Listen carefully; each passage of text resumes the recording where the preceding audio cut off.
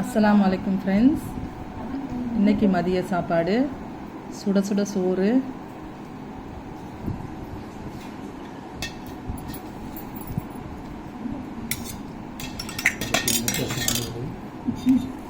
கத்தரிக்காய் மாங்காய் போட்டு வச்ச சாம்பார்,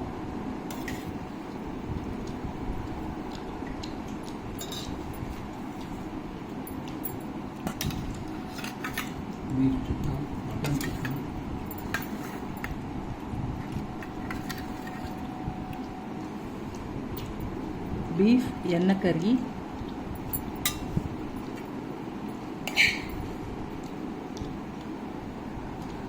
கோவைக்காய் பொரியல்,